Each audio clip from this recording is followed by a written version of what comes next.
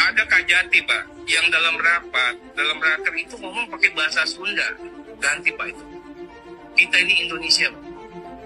Jadi orang takut kalau ngomong pakai bahasa Sunda, ntar orang takut Pak ngomong apa dan sebagainya. Kasihan banget pemerintah, masyarakat, ormas, mahasiswa yang mengkampanyekan toleransi, ternyata wakil rakyatnya aja ternyata rasis. Harusnya mungkin kata-katanya diganti seperti ini.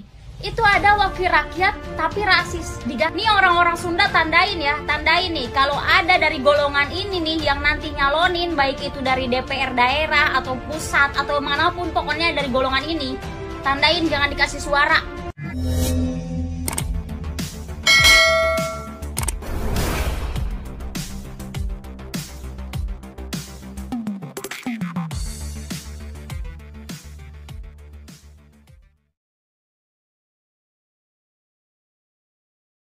Ini menyinggung banyak pihak warga Sunda di mana-mana, jadi saya menghimbau Pak Atea Dahlan sebaiknya meminta maaf ya kepada masyarakat Sunda di Nusantara ini.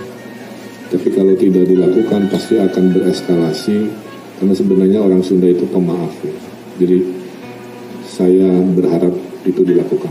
Saya mendengar video itu kaget, sedih.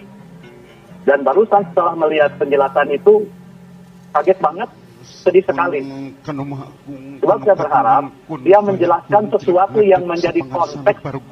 Mengapa dia mengatakan ada pejabat yang ngomong bahasa Sunda itu tidak baik dan minta dipecat.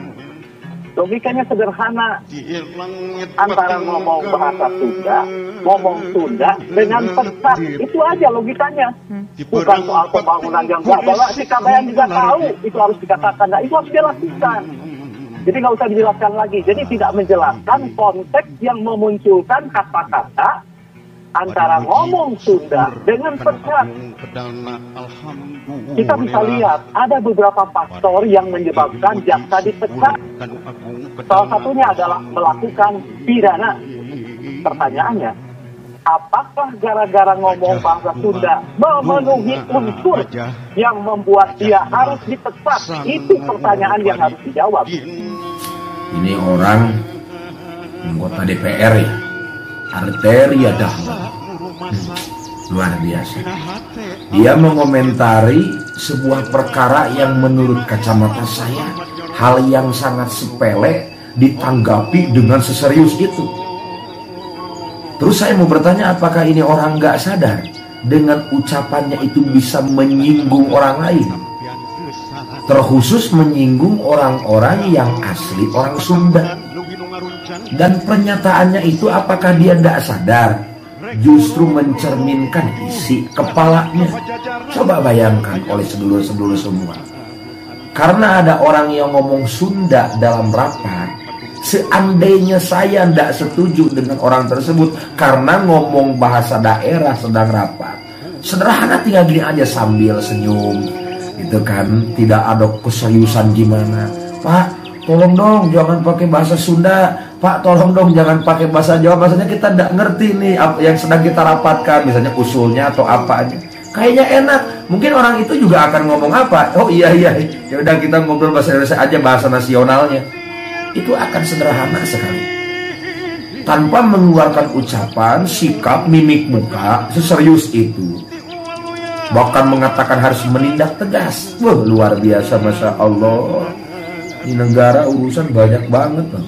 Urusan korupsi, urusan sembako, gitu kan? Urusan kesejahteraan rakyat, urusan pandemi. Masya Allah, ngurusin yang kayak gini harus sampai ditindak tegas segala. Coba sedulur saya bayangkan. Makanya saya kadang mau nanya, ini orang Sunda memang nggak ada yang nggak enak hati itu dengan ucapan orang ini. Coba bayangkan, dia mengatakan, jangan ngomong bahasa Sunda karena ini Indonesia. Dari kalimat redaksi bahasa itu saja itu sudah tidak tepat, karena Sunda termasuk ada di Indonesia. Itu pertama, satu redaksinya yang menurut saya sangat-sangat tidak tepat. Jangan ngomong Sunda karena kita ini Indonesia.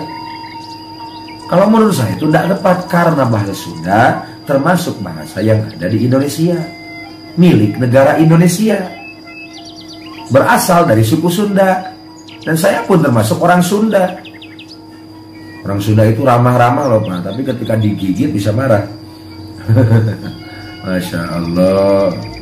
Orang-orang Sunda, orang-orang yang lahir di tanah Siliwangi ini, jangan begitu Pak. Nanti banyak yang marah orang Sunda. Nah, saya mah hanya rakyat kecil yang cinta terhadap agama ini dan cinta terhadap bangsa ini, yang cinta terhadap Islam agama ini dan cinta terhadap Indonesia bangsaku ini. Dan saya cinta Sunda, saya lahir di tanah Sunda, saya lahir di tanah Galuh Ciamis, saya cinta tanah Siliwangi ini, saya cinta tanah Pasundan ini. Dan hati-hati Pak, ditakutkan jadi sara entar. Kalau yang berkaitan dengan urusan agama, suku, ras, harus hati-hati dengan hal-hal seperti itu. Gitu. Ini sensitif, ranah sensitif. Gitu. Orang Sunda ini santun-santun, lembut-lembut, apalagi orang Ciamis loh Pak. Tapi ketika digegel gitu, ketika digigit, bisa menggigit kayak maung Siliwangi. Hati-hati Pak. Loh, emang Sunda bukan bagian dari Indonesia? Hah? Bukan bagian dari Indonesia gitu? Banyak juga kok pejabat yang kadang bahasanya campur-campur sama bahasa Inggris. Bahasa Inggris loh, bahasa Inggris. Biasa aja tuh. Terus apa katanya tadi? Jadi takut gitu orang kalau mendengar bahasa Sunda, gimana? Emang semengerikan apa orang-orang Sunda? Kasihan banget pemerintah, masyarakat, ormas, mahasiswa yang mengkampanyekan toleransi ternyata wakil rakyatnya aja ternyata rasis. Harusnya mungkin kata-katanya diganti seperti ini. Itu ada wakil rakyat tapi rasis. Diganti Pak. Kenapa? Karena Indonesia ini memiliki keanekaragaman yang berbeda-beda mulai dari suku, bahasa, agama, dan sebagainya. Jadi yang harus diganti siapa nih sebenarnya? Kalau karena menggunakan bahasa Sunda, menurutku sih tidak apa-apa. Karena Sunda bagian dari Indonesia, tapi rasis bukan bagian dari Indonesia. Nih orang-orang Sunda tandain ya, tandain nih. Kalau ada dari golongan ini nih yang nanti nyalonin, baik itu dari DPR daerah atau pusat atau manapun, pokoknya dari golongan ini, tandain jangan dikasih suara.